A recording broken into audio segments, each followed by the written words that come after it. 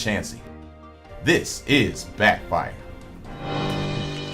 Hey, good morning, Cleveland. Welcome back to Backfire this week with John Stanberry and Franklin Jansen. Good morning, guys. Good morning, Steve. Hey, Steve.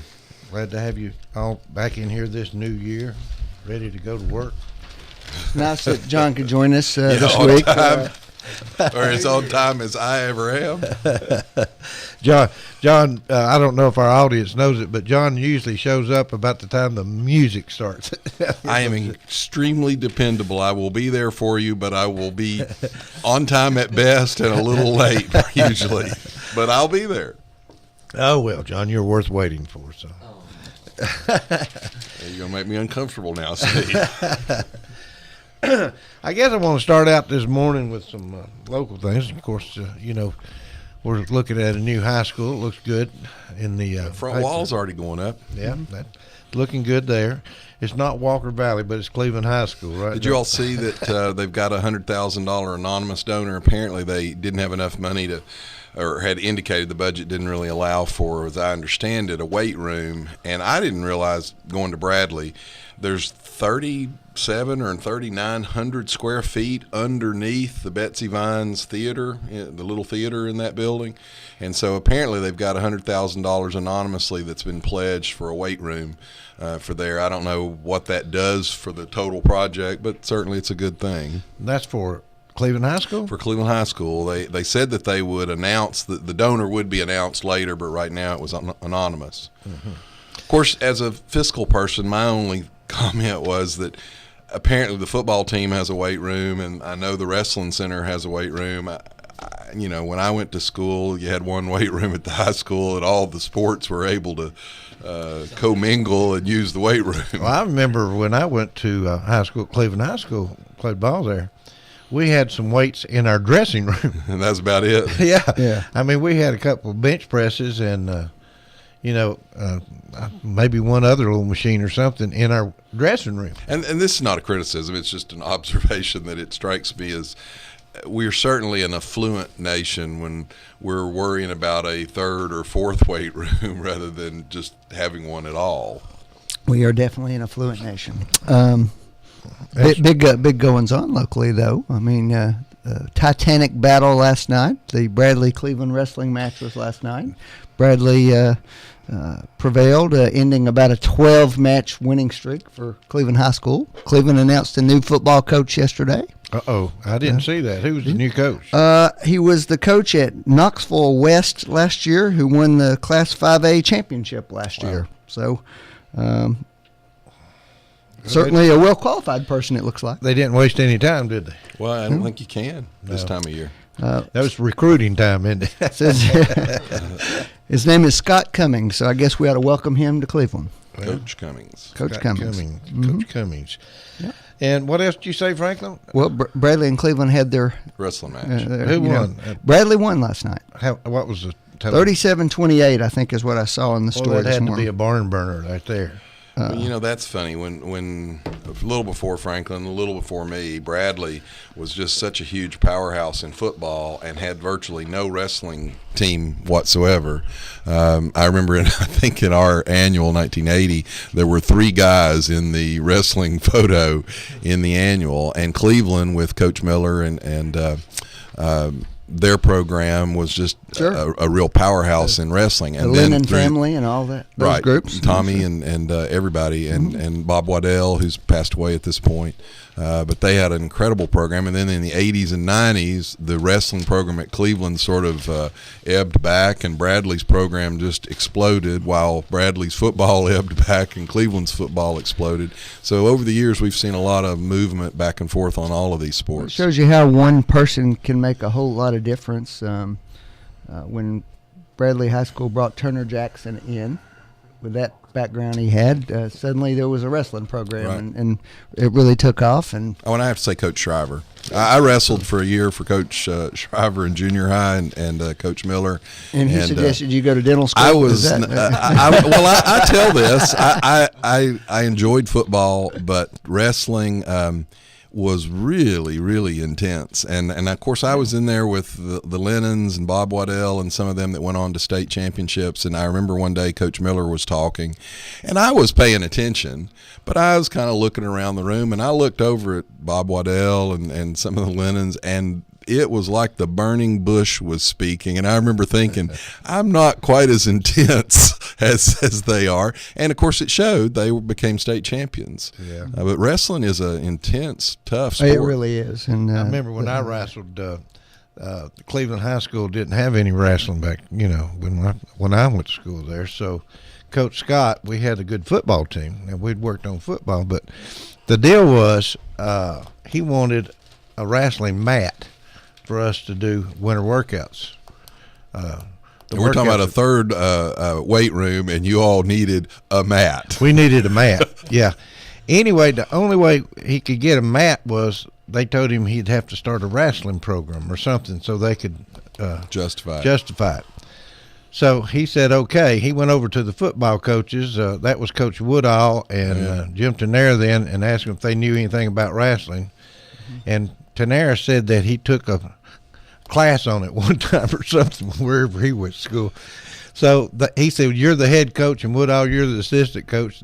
Now that they ordered the mat, and it was mandatory that all football players had to go out for wrestling that first year. Well, they didn't even have a place to put the mat. They put it over at this old YMCA downtown and put it back in the teen town.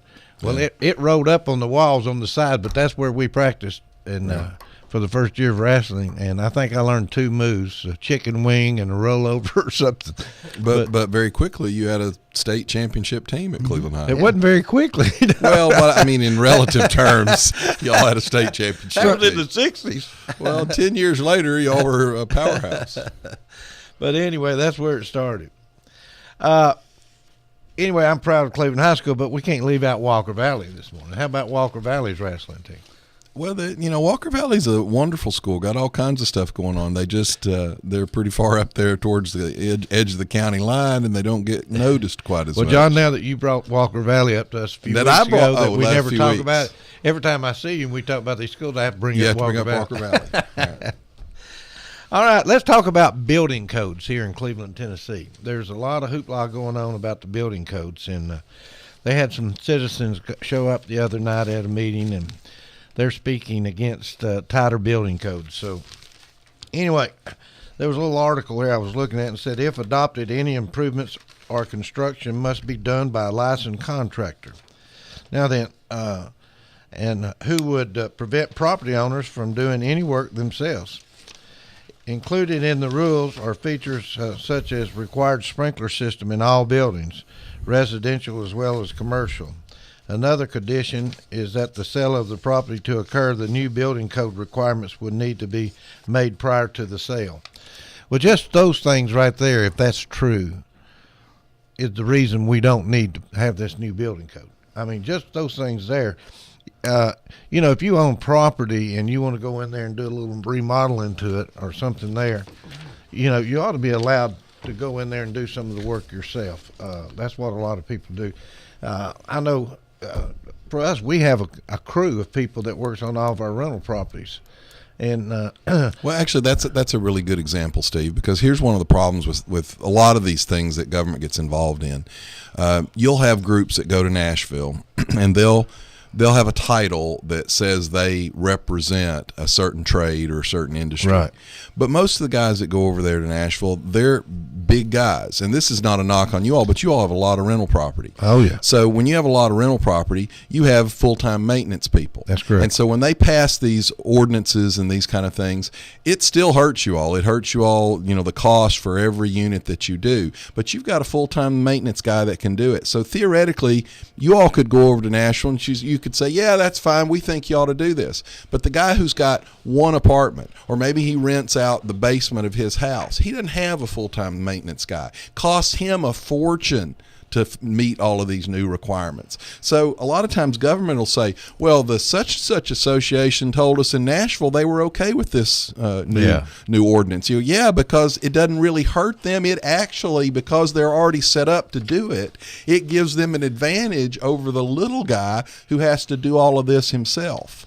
That's one of the real problems with these kind of ordinances. Well, here's the real problem, I think. The state of Tennessee has given a 7-year window for the revisions to be made without facing consequences such as losing FEMA money. Well, you accept government money and they whack you over the head from that point on. Now, FEMA money is Federal Federal. Emergency Management Agency. Federal Emergency Management But the Agency. states control FEMA money, from what I understand. Okay. Well, it seems like a threat almost. It is. Yeah.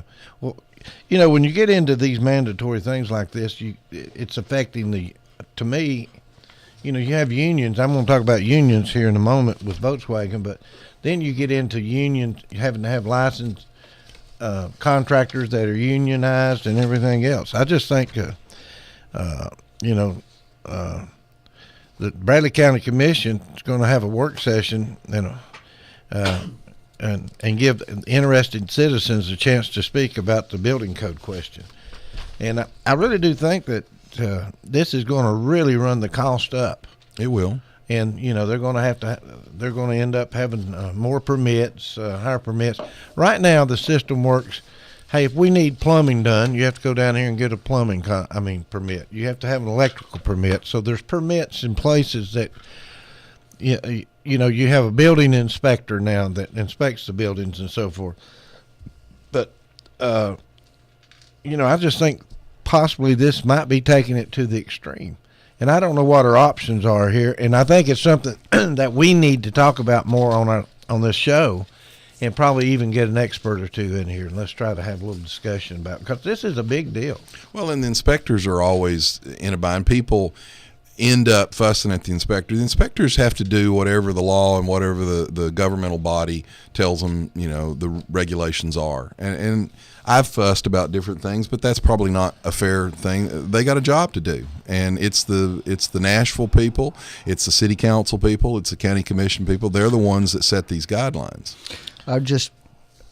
Clearly not my area of expertise. Right. So anything I say, you can take with a grain of salt. We always do, frankly. Well, that's probably wise. I just couldn't pass that up. Georgia's considering this right now, and it looks like they have passed a portion of this. They excluded from the plumbing and electrical requirements of the residential code for 1- and 2-family dwellings. So small single-family homes, or I guess duplexes in this case, have been excluded. When you get larger than that, then the codes are applicable to them. Well, that's just the way they've handled it. That's all I'm saying. You keep going about this. I understand that they're going to eventually require sprinkler systems in homes now. Well, no, I've fussed about that. There's talk about that, and that is in some of the international building codes. There's also, at least in my experience, when you bring that up, the vast majority of people go, if they think about it, they go, well, that's silly, so hopefully that won't happen, because the real problem with that is not just the cost and what it'll do to the cost of a home, but the real problem is the cost when one of those things goes off when it really didn't need to go off. Oh, I know. I mean, it can cause all kinds of damage. But anyway, I think this is probably something I'd like for us I'm going to try to look a little deeper into, because I think it's a pretty important topic for Cleveland, and maybe we'll have a few experts. I know the city had some expert that came in and talked to them about these building codes, and I think he was some kind of union guy or something that was really pushing this. I'm not sure, but we'll get some help in here, and we'll talk about the building code situation going on. Next thing I want to talk about, in the headlines today, is legislators to waive Volkswagen incentives. Evidently, the UAW has been pushing very hard down at Volkswagen, and now then, the state of Tennessee is getting ready to look at doing some incentives to help Volkswagen create some additional growth. But Volkswagen keeps pushing for this union that basically is coming out that Volkswagen is for a union now. Well, this is a series of incentives that the Haslam administration negotiated with Volkswagen in order to get them to increase the assembly line down there and do this new vehicle model down there. And so the question is whether the legislature is going to follow through with that or not. Mm-hmm. Well, the incentives estimated at nearly $300 million. Mm-hmm. Well, we could probably have a real serious debate about the long-term benefit of a lot of the incentives that we use and extend to industries when we bring them here. Well, I mean, if you can say it's good or it's bad, it's good to have them, but there are costs associated with that, and whether that's good or bad, we could probably have and there's discussion. There's some overarching concepts here too. One of the problems, let's say that our area decides that these are just not right, and some people think it's a form of extortion on the company's parts. You know, you have to bribe them to get them to come to your area.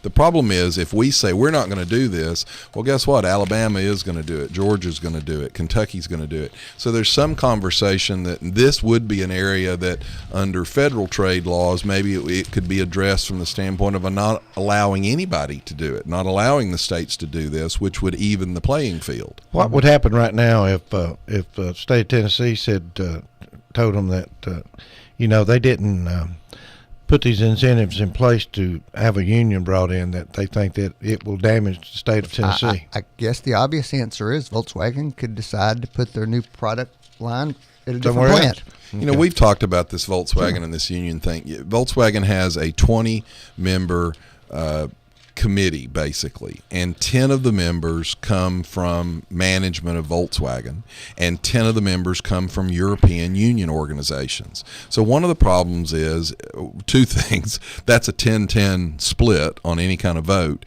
but you have all these people on the board, 10 of them, that are purely union people in Europe. And so when they come out and they say an official from Volkswagen supports the union, that's one of these 10 union guys. Right. So Volkswagen is set up very differently from an American corporation, and you have to be careful. And Franklin does this. He'll go, well, Volkswagen supports this. The union guys on this board support it. You're right. The business guys on that board don't support it. Well, I haven't actually seen any of the business guys on that board come out opposing it.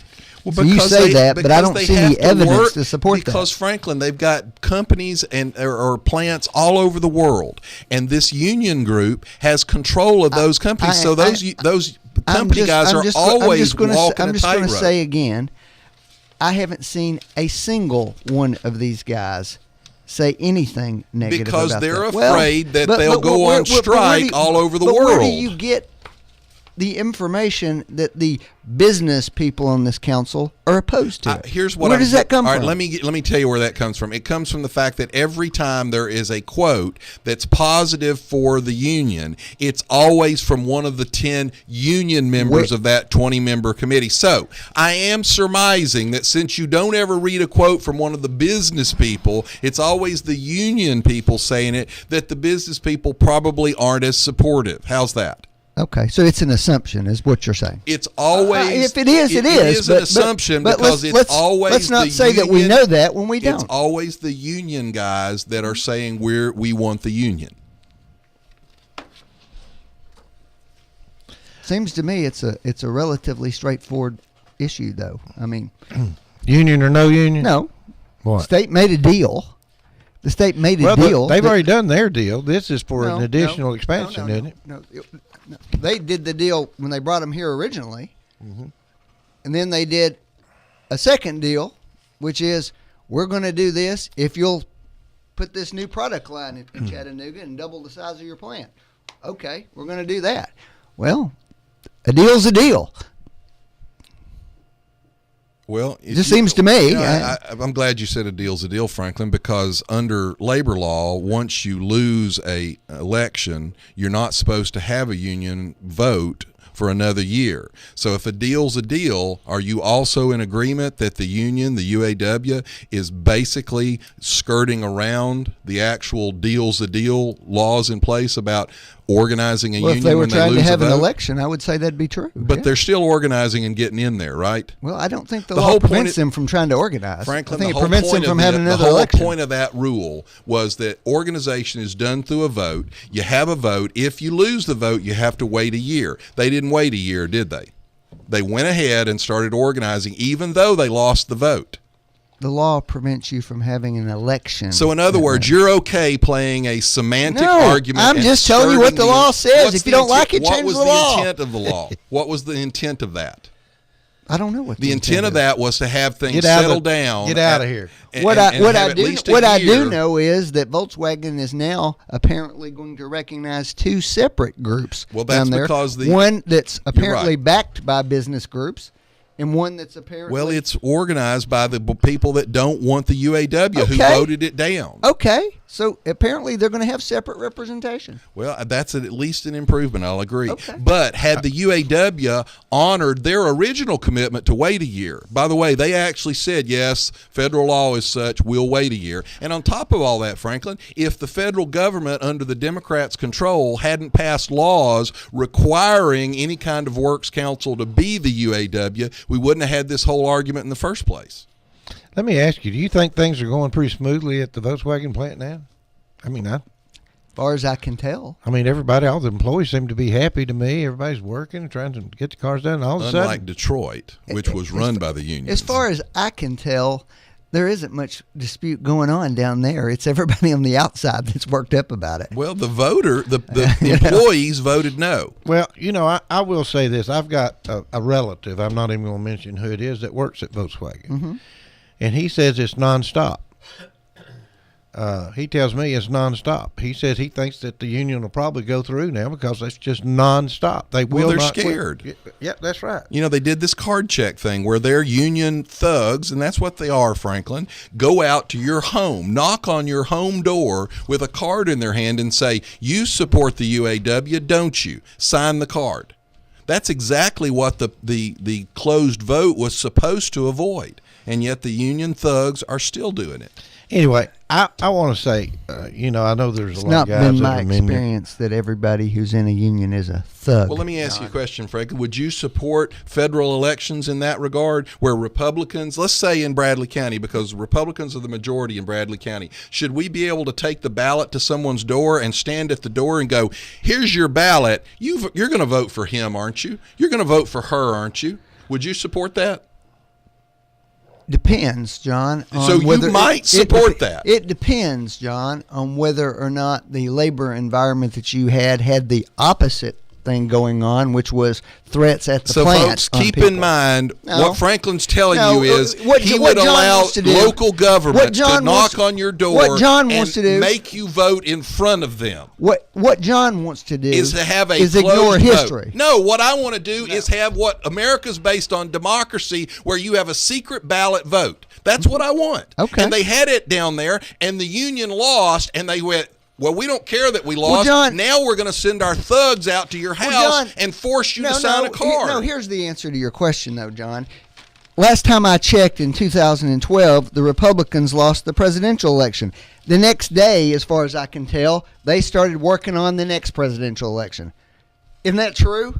Yeah, Franklin. Okay, but that's what the UAW is doing. We didn't install a new president. We didn't go, we don't like that Doesn't matter. So we're going to stick. Matter of fact, you started working on our electing guy is going to show up at the Oval Office day. on Monday morning, and he wants a desk space in the Oval Office. The next day, you started working on it. Of course, that's the way the system works. So they're doing the same thing. No, that's not. This is a federal law. They were supposed to wait a year. The federal law does not stop them from working on organizing. The federal law's intent was that when you settle it through an election, that the company at least has 1 year to settle. The UAW within a few, and matter of fact, and we're going to walk away. Within a month, they had changed their mind, and they were sending their thugs out to homes and getting cards signed.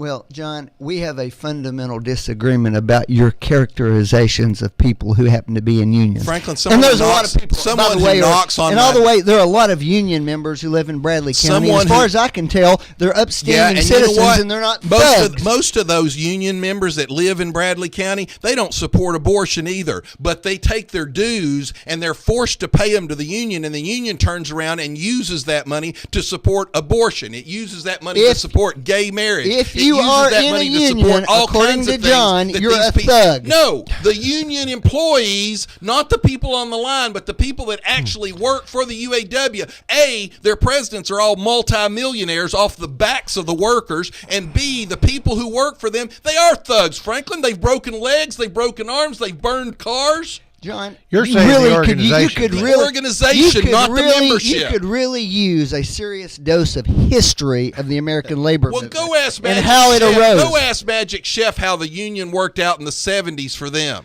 I'm when pretty we were familiar when with we it. were burning cars and we were throwing rocks and bricks through cars. Oh, and you remember the private security hired by the plant that was involved in that? Remember that? Franklin, I know that a plant has to protect their assets. Yeah. Tell me what happened, Franklin, In which case? in the private security situation. Well, there were private security guards who were hired who were intimidators. That's how I mean, they to function. allow workers to actually make it to their job across picket lines, those kind of people. You think everything happens in a vacuum to you. There's union organization issues all over America that we fought You for know what? years. Why? Because they were literally killing people. Do you want to know where? Remember that? Yeah, I know that. That's how we 50, got the 60, American 70 labor years union. ago. But things change, Franklin. Oh, We do they? also used to go to work in a horse and buggy. Things change. By the way, there is an area that doesn't have any more union problems. They finally solved their problem. You know where that is, Franklin? It's called Detroit. Because the union ran everybody out of business. The organization, the union organization, is what I'm against. The people that are part of the union, I'm not going to say anything about them. I've got relatives that are part of the The union. workers now, are so- fine. It's just that the union itself. Here's one. I said this earlier, Franklin. When Frank and Joe work on the line, and Joe is the local union president, and on the side he runs the local union. That's a great situation. Once Joe quits his job on the line and starts drawing a paycheck off of Frank's dues, Joe no longer has the same interest as Frank. Joe now has to make sure that Frank always needs a union. And then Joe starts to go, you know what, I think I need a pay raise. Tell me why the UAW president should make millions of dollars a year off of the backs of working people in the union. I would say, well, I would agree with you that that should not be the case. If it is, I would say that they have the ability to change that. Well, tell me, Franklin, why someone who says, I just don't want to belong to a union should be forced to in a non-right-to-work state. All right, let me change the subject just a second. Or I want to just change the part of the subject. What would happen right now if New York City police officers did not have a union? Well, yeah, Frank, there's a difference between a What do you union mean? and a They do trade have a union. organization. What would happen if they didn't have a union? With de Blasio and all the crap that's going on up there right now. Well, most public employee unions by law are forbidden from striking. It's illegal in almost every case, and particularly with public Although safety workers. they do it. Well, Reagan fired all the air traffic controllers over that very Yeah. issue. But you have, in a lot of big cities, teachers have walked out, firemen have walked out, policemen have walked out. the president of the United Auto Workers' salary is $162,971. Look at the house he lives in and see where I'm just telling I'm you. sure that's what's technically on the books. They're multimillionaires. They've all become multimillionaires off the backs of the workers. We're going to take a break. We'll be right back.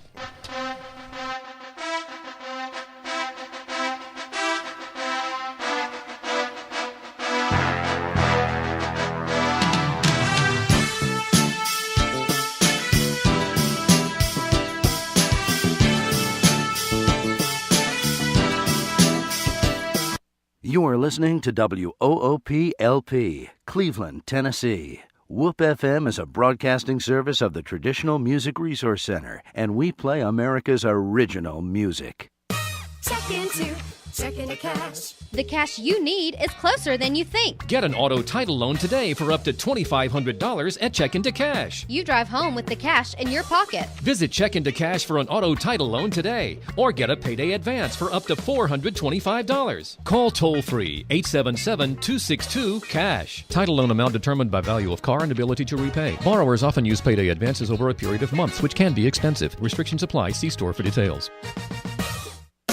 Did you know that U.S. Money Shops cashes all checks, even the ones most check cashers reject? Tax refund checks, government checks, payroll checks, and many more. And when you cash a check with U.S. Money Shops, we'll give you 10% off your next purchase. At U.S. Money Shops, we have everything you need at a fraction of regular retail. So stop by to one of our 11 locations or visit us online at usmoneyshops.com. Buy or sell or buy today, the better way at U.S. Money Shops. Some restrictions may apply. See store for details. If you need a little green, Lending Frog is making deals. He'll lend you cash on any kind of wheels. Borrow just a little, or you can borrow big. Lending Frog is a new financial gig. It's hip to hop into cash. LendingFrog.com is making a splash. Dig it, dig it. Dig it, dig it. I'm about to whip somebody's ass. Oh, I'm about to whip somebody's ass.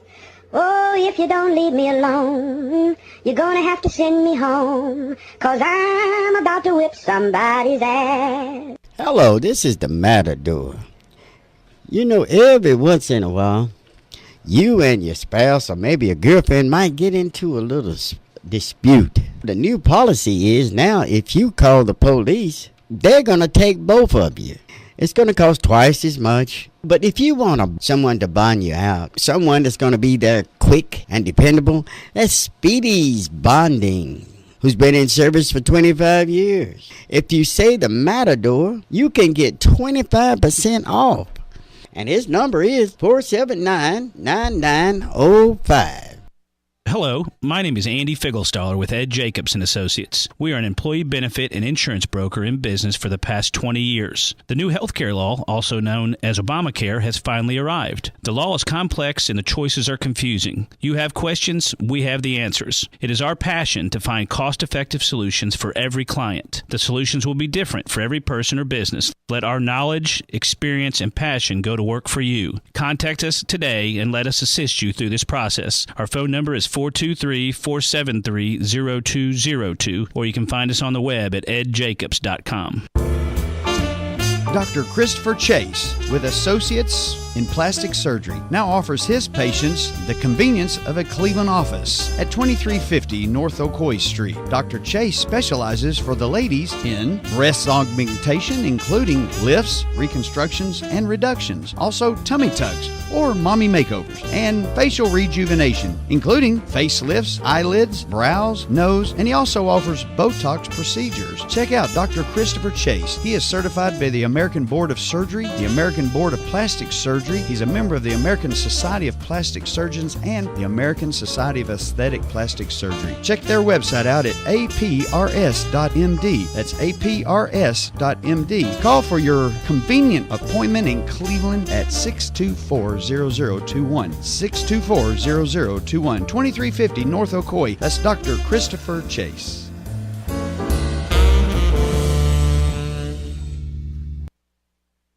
If you're looking for a home, apartment, or office space, Jones Properties provides residential and commercial properties in the heart of the Southeast that will fulfill any need. Plus, Jones Properties is one of the fastest growing firms in the area, which offers you more security. When you're ready for a home, apartment, or in need for commercial office space, it makes sense to call Jones Properties first at 472-4000. Plus, you can get additional information by logging on to the website at www.jonesproperties.biz. Jones Properties is also looking to invest in properties. So if you have a property that you need to sell, call the professional team at Jones Properties first. They'll help you find the perfect property for whatever your needs. Call today, 472-4000. And don't forget to keep up with Jones Properties on Facebook.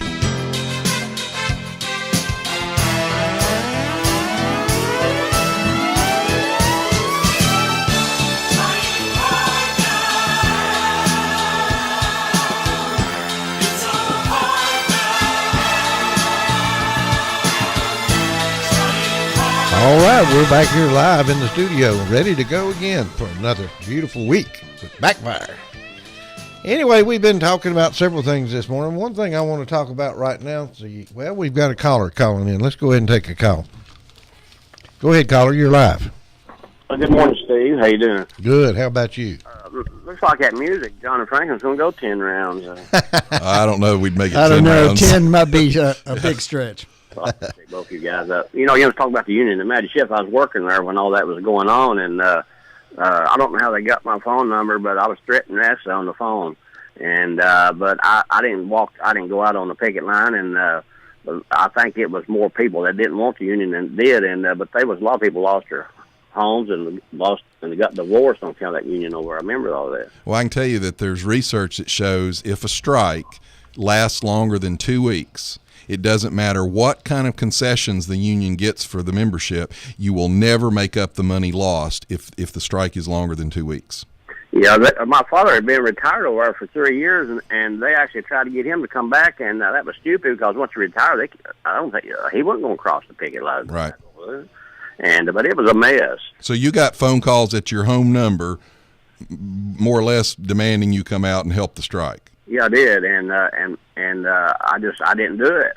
So, but now I do know that a lot of people, they damaged a lot of people's cars over there too, and but I think the union, thank goodness that they voted it out. But I just don't think we need a union here, and we didn't need a union at Magic Shell. I agree. Well, tell me, what year was that took place? 78, I believe. I remember it. 86, 85, 86, 87, right in there. I was in law school at the time. Okay, well, something going on in 78 there, too, when I worked there. Now, I think the big strike was about 78, wasn't it? Oh, yeah, it was a little bit later, yeah. No. But, No. I was in law school, and I'll just, for purposes of disclosure, I worked in the summers for the law firm in Cincinnati that represented the Molders Union in that strike. So I actually worked on some of the legal issues in the case. Well, now we're getting down to the nitty-gritty here, aren't we? but guys, anyway, like I say, I don't think we've ever had a union. Well, of course, Reimers are all passed away now. They was who I really appreciated about working there. But I just don't think we need a union there. And I'm just glad they voted it out, to be honest with you. I agree. All right, thanks for calling. Thanks a lot. I was getting ready. Mylan Blake brought up some stuff from the Finance Committee. We got another call. We'll take it. Go ahead. Caller, you're live. Yo. Got a question for you. All right, try me. What do you think that Mr. Jones would do if over at Hardwick's, if the union wanted to come in there and organize the workers in the clothing industry over there? What do you think would happen there? Well, I can't really speak for him, but I would think that he'd be harder on them than Corker was. That's all I can say. I just don't think that he would be behind that at all. You know, that brings up a good point. You know, right now Hardwick's had some tough times, and Alan is working hard to try and save an asset for Bradley County. But Eastern Airlines, for example, y'all may remember that. The pilots go on strike. The management told them, if you go on strike, we cannot afford the strike, and we will go out, we'll go bankrupt. And the union said, oh, by God, we don't believe you. You're wrong, and we're owed this. And they went on strike. And does anybody know where Eastern Airlines is now? Out of business. Yeah. Went out of business within a few weeks. And so all of those employees who said, oh, we need more, and the union says we're entitled to it, were then unemployed. No job at all. I know we had a CFO that worked for us many, many years ago that worked for a company where the union kept trying to come in and unionize, and basically they told them the same thing. It was privately owned, and the union kept pushing it. Finally, they told them, they said, listen, if you come in, we're going to close the plant, period. Anyway, the union forced it. They came in, and the owner closed the plant. And, congratulations. And the CFO moved from north and moved south and came to work here in Tennessee for us. Well, that's basically the same thing that happened to Little Debbie. The union wanted to come in over here and organize this plant in Collegedale, and Ellsworth McKee told them the same thing. Well, if you come in here and organize this plant, we're going to shut this thing down, and we'll move the whole operation to Arkansas. Little did they know that plant out there in Arkansas was almost at completion at that time, and he meant that. He meant that, and that would have been several hundred jobs shot if the union had come in over there and organized it. Well, and on top of that, keep in mind McKee is a wonderful place to work. Now, I'm not saying it's not hard work, but I know that through their insurance program was set up to try and do as much for the employee as they possibly could. They really tried to help their employees. There has been a company in this area that keeps up with their insurance, and I mean, I'm sure there's companies that are compatible, but they have the best insurance going for their drivers, for the truck drivers, and for their employees in the plant. That is, they are a top-notch company. Well, listen, thanks for calling. All right, thank you. See you. By the way, if you talk about insurance, did y'all read the Harvard story of the Harvard faculty's upset that Over Obamacare is raising their premiums? What do you think, Franklin? Should they be upset? Well, did you hear what their plan was? Yeah, it's going up to $250 deductible and $750 for a family. Now, the average bronze plan is $5,000 deductible for a single, $10,000 for a family. I would say that they may be just a tad spoiled. And say they're a whole lot more. bit. The average salary of a Harvard professor is $198,400 a year. But guess what? These people all supported Obama. 96% of the donations went to Obama in the 2012 cycle. And they all supported Obamacare. And Gruber is a Harvard graduate.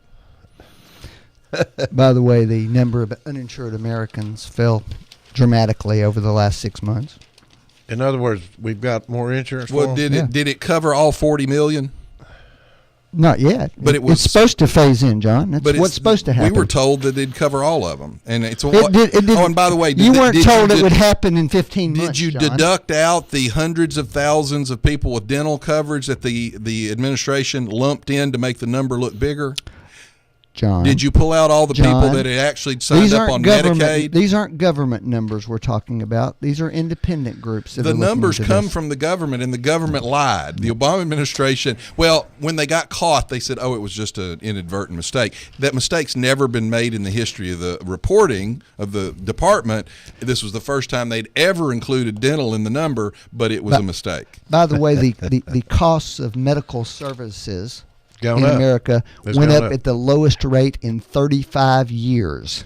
Franklin, when you quit, the lowest rate in 35 years. People, your cost will go down. But guess the cost what? Of MRIs, ask what Franklin. Can you get one if a doctor won't do it? It won't matter whether the cost is lower if no one takes the plan.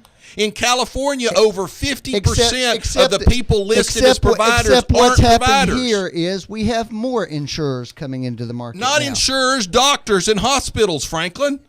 There is Folks, no shortage of doctors available folks. in Tennessee. Franklin and Obama have provided you with wonderful insurance coverage. You won't be able to find a doctor who actually takes it, but you, as you're laying there dying from your disease, you can go, I'm so glad I'm covered. Feel free to go in and look at how many doctors are in the Blue Cross networks right now. Franklin, in California, over 50% of the people listed on the network actually have responded that they're not providers. The economy in California is booming.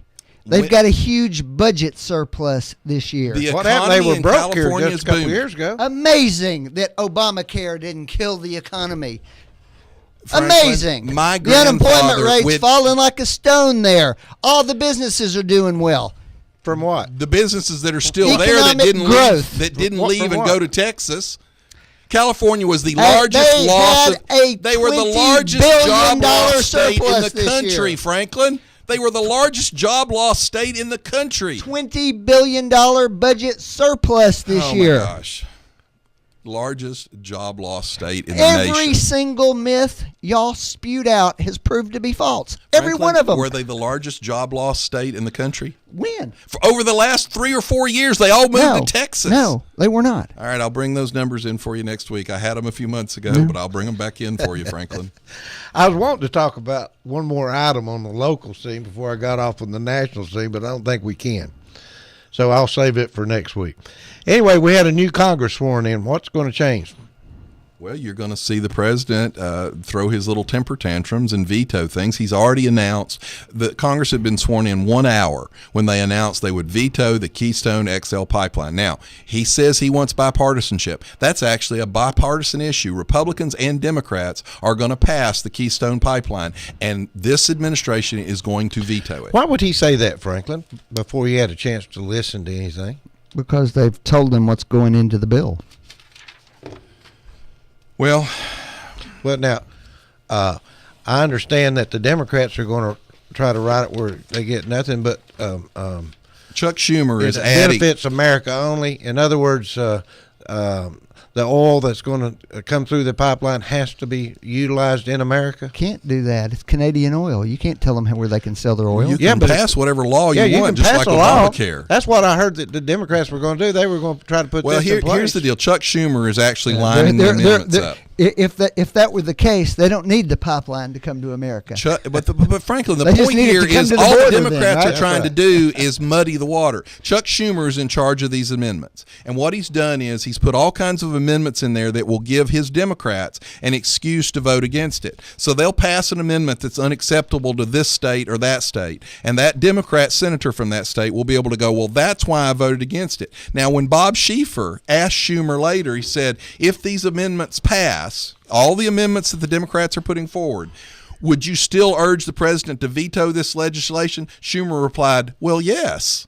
So they're going to pass all these amendments, and then he's still going to tell the president to veto the bill. By the way, the president's own State Department under Hillary Clinton, after studying it, said that all three of the no-action scenarios on Keystone would have significantly higher emissions than approving the pipeline. So his own State Department has said that this pipeline should be approved.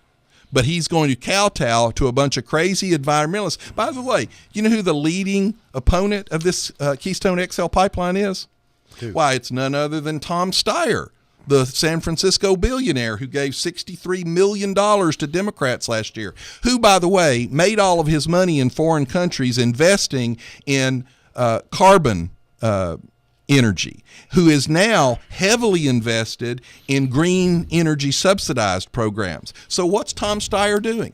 He's invested in alternative energy companies, and he's getting his buddies, who he gave $63 million to, the largest political donor in the world last cycle. He's getting all of them to kill the oil industry, which competes against the very companies that he is now a major investor in.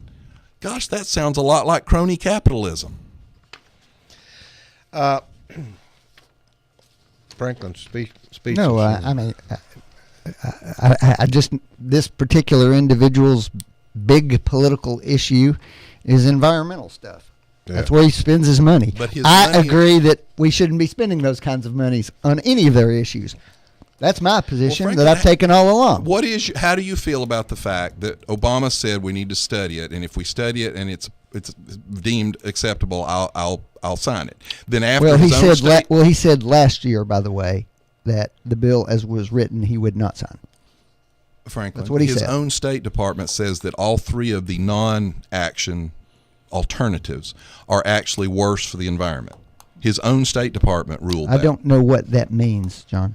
Because there are non-action, not building it. All right, I'm going to read you the State Department's quote. All three of the no-action scenarios, in other words, not approving the Keystone Pipeline, there are different things that will happen if you don't approve it. You can go to this or you can go to that. So they studied three different scenarios that didn't involve approving the Keystone Pipeline, all three of which his own State Department, when it was being run by Hillary Clinton, concluded all three of those would actually be a higher cost of pollution than approving the pipeline. What you mean is, I assume, and if I'm wrong, tell me, but I assume you mean Canada building it in a different direction on their own. That sort of thing. Right. It assumes that By the way, get there. President Obama's own Jobs Council famously advised, this is a quote from his own Jobs Council, policies that facilitate the safe, thoughtful, and timely development of pipeline, transmission, and distribution projects are necessary. That's his own Jobs Council. Why would he be against this, you think, Franklin? The president has a long-range view that promoting oil as the energy source is not in the best interest of the In nation. other words, it's his ideology. Well, I'm sure that there's an ideological So in other words, component to instead it. of looking at this I'm and sure there saying is. we could actually take all of the money away from the Arab terrorists by actually becoming the largest oil producer in We the are world. already the largest oil producer. We could be even bigger. Oh, by the way, I'm glad you brought that up, because do you know We're what already. oil production on federal land that Obama controls has done under his tenure?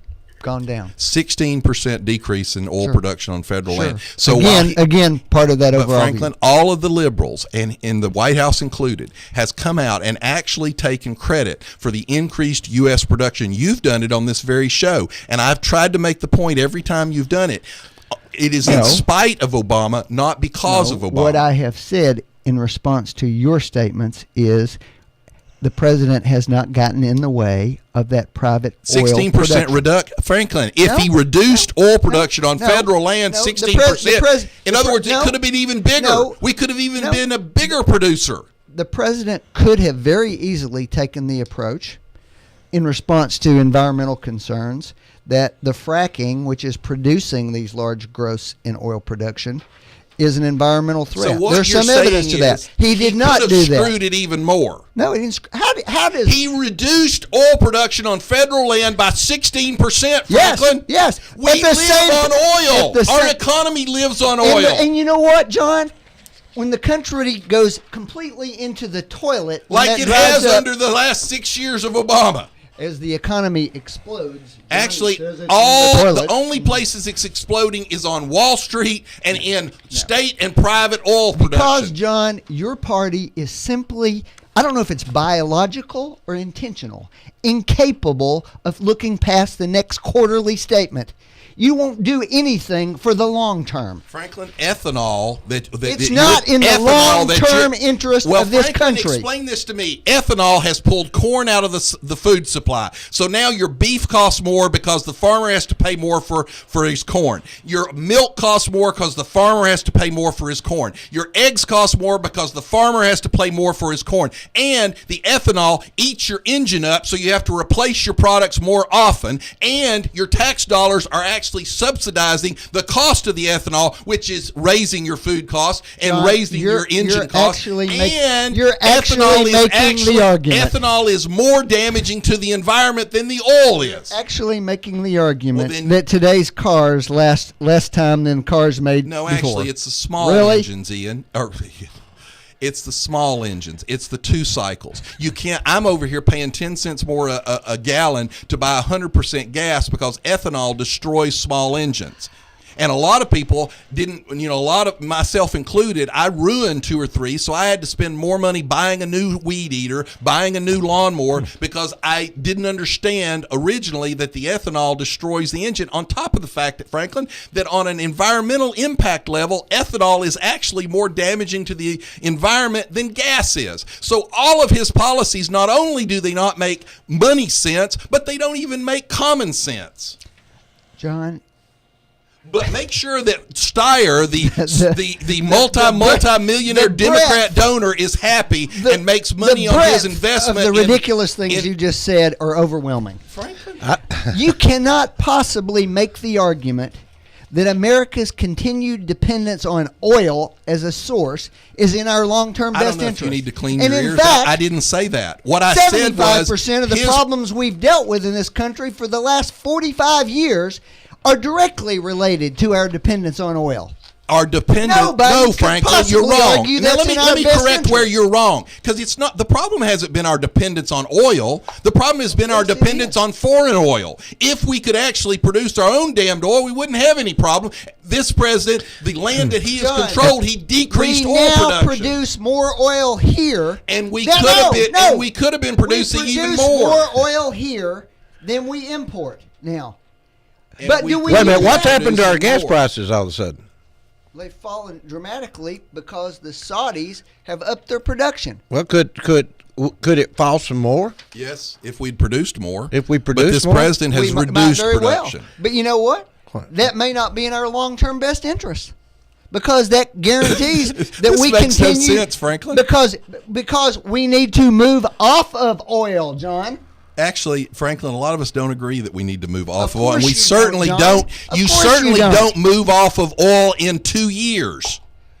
This president, we haven't tried to do that. Well, actually, Franklin, he's destroyed the coal industry, and that's another interesting thing, because all of these electric cars that, by the way, his own donors are invested in, like Steyr, that's where their money is invested. That electricity, the bulk of it is produced through coal-fired plants, which is actually more damaging for the economy. Which have been converting over to gas-fired plants because we have lots of gas here. Well, tell the coal miners in West Virginia, we're sorry. And while I'm totally sympathetic to those coal miners, John, No, you're not, because your policies put them out of work. Well, I am more concerned about the long term. Well, I tell you what, when you see that little child who can't eat because his dad lost his job, make sure you say you're more concerned about the long term. And go up there and tell those coal miners, since you're so concerned about their welfare, how they don't need any unions up there looking out for them. What's the union going to do, Franklin? Your president outlawed coal. Yeah. Tell them when they're a mile underground and there's all these safety violations. They didn't say, "Hey, could you un-outlaw coal?" Coal is an outlaw. All right. Okay. Calm down here. Back to your corners. Let's talk about.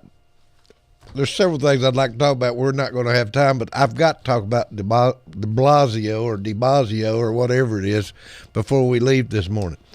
What in the world is this New York mayor thinking? Franklin, I'll give you the chance to speak first. Is he doing good things, bad things? You're talking about how he's handled police relations? Yes. Well, the roots of this are a lot bigger than what Al Sharpton. Al Sharpton. What does Al Sharpton have to do with it? Well, that's who he meets with for advice. Yes, he's met with him for advice on this issue. What I can tell you is that when he ran for mayor, one of the planks that he ran on was reducing a certain benefit package on pensions that go to police officers, that it was a big cost driver in New York. Okay? Yeah. And he 35,000 policemen, I can imagine. Okay. Well, it is. Okay. But that's one of the things he ran on. Okay. And that is a big part of the root of his dispute with the police officers in that area. Now, you can take whichever side you want on that, and you can also argue that you don't like comments that he made about. Well, let's talk about the judge. That's really where this is coming from. Let's talk about the judge that he just reappointed at the end of the year. The judge. You familiar with that one? I don't know anything about. All right, you've got commentators that are saying, "Oh, well, what do you want him to do? Go back in time and take back his comments that he made?" Well, he had a judge who they had a guy that made terroristic threats against the New York Police Department. He posted pictures of himself standing in the street beside a New York City Police Department car with a gun pointed into the window of the car. So he comes up before this judge, and she releases him with no bail whatsoever, turns him completely loose after charging. He'd been charged with making terroristic threats and all kinds of stuff. Her tenure comes up at the end of the month, December 31st. De Blasio should have not reappointed her. Anybody that puts that kind of person back out on the street, especially in this environment, without any bail whatsoever, should not have been back on the bench. De Blasio reappointed her without batting an eye. Well, first of all, the judge is known for being one of the toughest judges on crime in Manhattan. You're telling me that Franklin, I don't care what she has been known for. If she can't figure out that a guy who posts a picture. Number two, John, since we're talking about criminal procedure here, the purpose of bail is just to guarantee somebody shows up in court. That's the Sometimes purpose of the it. purpose, and you know this, of bail is to keep their butt in jail. It's not supposed to be. Well, if you set it high enough, they stay in jail. It's not supposed It's my understanding the guy was already out on bail on two other previous violent charges. He was out on bail, 2 different bails. How do you get out? How do you get one bail and get out, and then they set another bail and they get out? You come back the third time, and they give you another. They tell you. Oh, by the way, the walked. mayor has his press conference the other day, and insultingly says that the officers that turned their back on That was him sickening to me. were disrespectful to the families. I was hoping that's where you'd go, because that is the part that just absolutely. Well, I have real strong feelings about this. I think there's 97 times a day that those police officers can turn their backs on the mayor and make a political statement. I think it's despicable to do it at that funeral. Well, frankly, and I'm sorry, all right. I'm completely sympathetic to police officers' fear about being targeted, and that's completely legitimate. And it's completely legitimate for them to express their views to the mayor about his comments. They think his in comments any environment they want to, contributed to those deaths. except that's fine, and that's fine, and they. Can That's why they express that turned their view. back. Frankly, That's that's fine. why they But turned their but back. not at they those had cop a chance. funeral. They had a chance to show the mayor how they thought, what they thought about his. They had a comments. chance to show that family they were there to support. I think them they too. were there to support the family, and this has They were there nothing to to make do a with that. political By the way, Franklin, how should that was offensive. All right. I think to 95% of the actually country. you're wrong. No, you're I absolutely guarantee wrong you on you're that. wrong. And I think a lot. And by the way, Franklin, let me ask a lot you a of question. police officers' families. How would have felt the same way. how should dignitaries show their respect at a funeral? How do you show your respect? Well, I would hope it would be by making positive and affirming comments to the family. Well, does your demeanor, and we're talking about demeanor. The officers turn their back, so you have to act respectful. Should you dress respectful? Of course. Well, the mayor's wife wore faded blue jeans to the last funeral. So if I were him and I were going to criticize a bunch of officers and say you should show more respect, I might ask my wife to at least put on a pair of slacks than faded blue jeans. I appreciated first of all, the police commissioner in New York is, number one, very popular with police officers. No, not anymore. Well, he's history right now. Well, no, he's not history. Yes, he is. He has been respected by the officers. That's right. But he is in a real That's bind. right. And he said the exact same thing.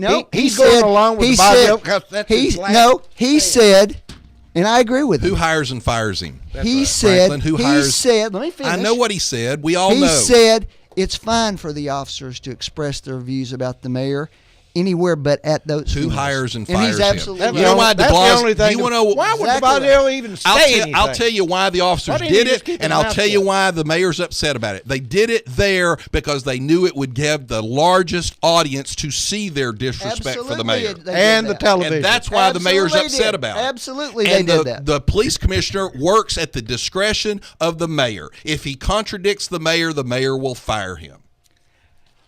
As I've said, it's my opinion only. If you think I'm a lone wolf out there, so be it, although I doubt it. They owed those families more respect than they should. Have the families complained? I don't think they haven't said a word about any of this families because had a problem. they're busy doing something else. It's called grieving. I think the families think de Blasio is the cause of the death. And you know what? They're free to express that too. I'm just saying a funeral is a place you show respect. Well, you also wear decent clothes to the funeral, especially And when I'm you're not the mayor's standing up wife. for that. Hey, folks, we've enjoyed it, but we'll have to come back next week. We'll see you Wednesday next week. You've been listening to Backfire with Steve Hickson, John Stanberry, and Franklin Chansey.